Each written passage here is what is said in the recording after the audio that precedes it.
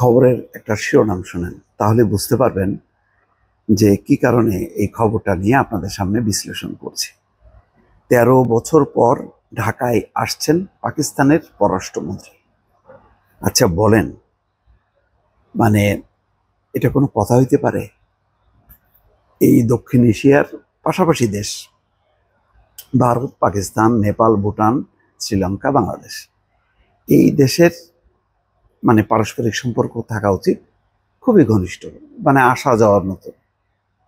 কিন্তু এমন একটা পরিস্থিতি যে ১৩ বছর পর পাকিস্তানের পররাষ্ট্রমন্ত্রীকে বাংলাদেশে আসতে হচ্ছে। তার কারণ কি? তার কারণ রাজনৈতিক। তার কারণ কি? ভারত, আর কিচ্ছু না। ভারতের এত বেশি তারা পদলেহন করছে এবং দলদাসে বা একটা দাসত্ব বরণ করছে শেখ হাসিনার সরকার বা শেখ হাসিনার রেজিমটা, যে পাকিস্তানের কেউ আসতে পারবে না। পারলে শুধু কূটনীতিক সম্পর্কটাও বিচ্ছিন্ন। ওই সম্পর্কটা নাম মাত্র ছিল, আসলে কোনো দৃশ্যত কোনো সম্পর্ক ছিল না। বাংলাদেশ ভারতকে খুশি করতে যে ওই সময় শেখ হাসিনার সময় পাকিস্তানের সম্পর্ক একেবারে বিচ্ছিন্ন করছে। ভারত ঠিকই পাকিস্তানের সাথে দ্বিপাক্ষিক সম্পর্ক রাখছে, তারা আসা যাওয়া করছে, কিন্তু বাংলাদেশকে করতে দেয়নি। অথবা বাংলাদেশ, ভারত যদি মনক্ষুণ্ণ হয়, ভারত যদি অসন্তুষ্ট হয়, তাকে খুশি করাতে একেবারেই সম্পর্কটা বিচ্ছিন্ন রাখছে।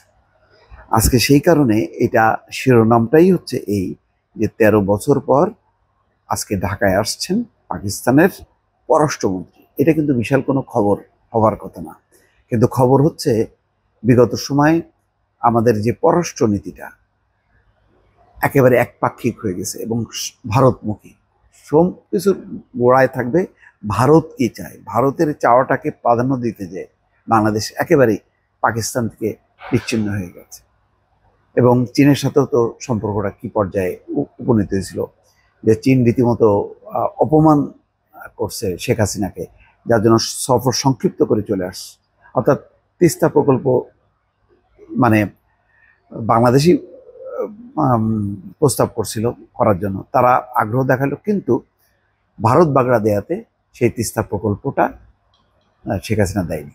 তো চীন একটা বৃহৎ শক্তি, সে কম্পিটিশন করে আমেরিকার সাথে। তো ফলাফল তাই হয়েছে, খুব ভদ্রভাবে অপমান। সেই অপমানে বিদ্ধ হয়ে শেখ হাসিনা সফর সংক্ষিপ্ত করে চলে আসছে।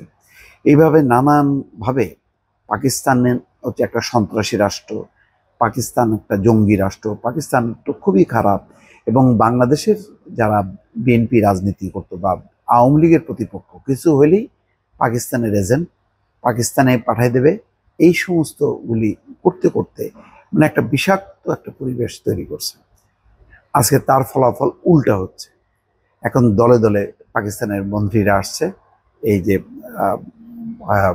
ইতিমধ্যে বাণিজ্য মন্ত্রী তিনিও আসছেন, পররাষ্ট্রমন্ত্রী আসতেছেন, এবং দুই দেশের মধ্যে যেই সরাসরি ফ্লাইট চালু হবে, এবং ইতিমধ্যে যে অফিসিয়ালরা ভিসা ছাড়াই তারা যেতে পারবে, হয়তো ভবিষ্যতে পাবলিকের জন্য উন্মুক্ত হবে। মোট কথা, এখন জাস্ট ইউটার্ন হয়েছে, একটা 90 ডিগ্রি ঘুরে গেছে পাকিস্তানের দিকে।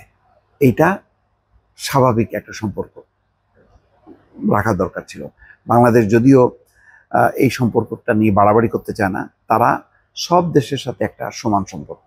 যেমন বাংলাদেশের পররাষ্ট্রনীতি, এই শেখ হাসিনারই পিতার সময়, যে সবার সঙ্গে বন্ধুত্ব, কারোর সঙ্গে শত্রুতা নয়। কিন্তু শেখ হাসিনা কি করলো? ভারতের সাথে বন্ধুত্ব আর পাকিস্তানের সাথে শত্রুতা, এই ছিল তার হচ্ছে পররাষ্ট্রনীতি। যাই হোক, ঢাকার পথে রওনা হয়েছেন পাকিস্তানের প্রধানমন্ত্রী এবং পররাষ্ট্রমন্ত্রী ইসাকদার। প্রায় ১৩ বছর পর বাংলাদেশে কোনো পাকিস্তানি পররাষ্ট্রমন্ত্রীর এটাই প্রথম সফর।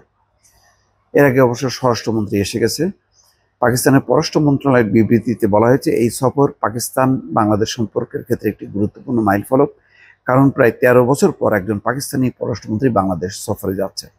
২৩ থেকে ২৪ আগস্ট পর্যন্ত এই সফরে প্রধান উপদেষ্টা ডক্টর মোহাম্মদ ইউনূস, পররাষ্ট্র উপদেষ্টা তৌহিদ হোসেনের সঙ্গে বৈঠক করবেন, এই বৈঠকে দ্বিপাক্ষিক ছাড়াও আঞ্চলিক আন্তর্জাতিক ইস্যু নিয়ে কথা বলবেন এবং এখানে বেসরকারি পর্যায়ের বিভিন্ন দল, বিভিন্ন সুশীল সমাজ তাদের সাথে বৈঠক করবেন। এই বৈঠকগুলি কিন্তু আগে করতে পারতো না। পাকিস্তানের দূতাবাসটা রীতিমতো নজরদারির মধ্যে রাখা হয়েছে।